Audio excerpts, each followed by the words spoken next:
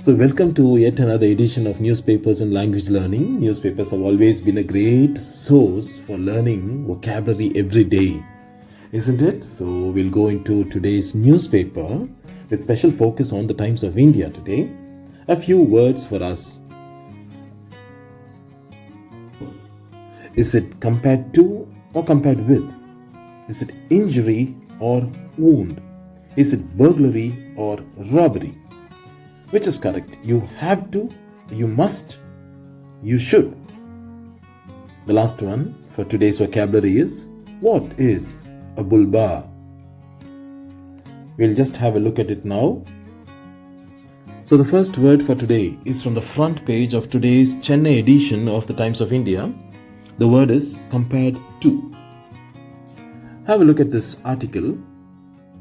This article reads that the number of engineering students graduating from Anna University has fallen by nearly 50% over the past 5 years, with only 85,247 BE BTech students graduating in 2020 compared to 1,65,417 students in 2016. So what's the difference between compared to and compared with? Simply put, the word to is used for similarities. So if I say compared to, I'm trying to point out the similarities. But when I say with or compared with, I'm trying to highlight the differences. As simple as that. So to is used for similarities, with is used for differences. These two examples would help us understand these two terms better in context. His poem was compared to the poem of Wordsworth. Here we use compared to highlight the similarities. The next one is, India is much advanced in the health sector when compared with many other nations. So we use with here to highlight the contrast or the dissimilarities. This sentence is also from the same article. It says, candidates have to score 45% marks. So what's the difference between have to, must and should? Let's take this sentence for example. If I say to you, you have to come to class, that means as a teacher from an official standpoint, I'm using that expression. You have to means official. The principal says you have to come to college. It's official. But if I say you must come to class because as a teacher, as a mentor, I am interested in your welfare, I'm using the expression, the word must. You must come to class, otherwise you'll fail. Otherwise you'll lose out on your attendance, I would say. The last one is, you should come to class. That means I'm pointing out your duty or your obligation. So if I say Indian citizens should vote in the elections, that means we are pointing out their duty or their obligation. As simple as that. There are 3 news articles with the same word, woman robbed of gold in T Nagar. And the next one is, DSP's daughter robbed of mobile phone.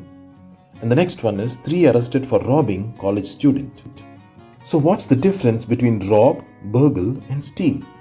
The first word is rob. Rob focuses on the person. Steal focuses on the object. So rob is often direct and violent. Steal without their knowledge, subtly. Without their knowledge you do it quietly, subtly. That's called stealing from a person. Robbing is often violent and it is focused on the person. That's why you find here robbing college student, robbed daughter, etc. So this is the next news item that focuses on the word burglary. 2 men involved in a series of burglaries at Anna Nagar were arrested on Wednesday night, it says. So what is the meaning of the word burgle or burglary? Simple. When a thief enters a place by force and steals things, it's called burglary. I repeat, when a thief enters a place by force, you can look at the picture to understand the word better. So, a robber steals directly from a person. Stealing means quietly without their knowledge, and burgle is a place done by force.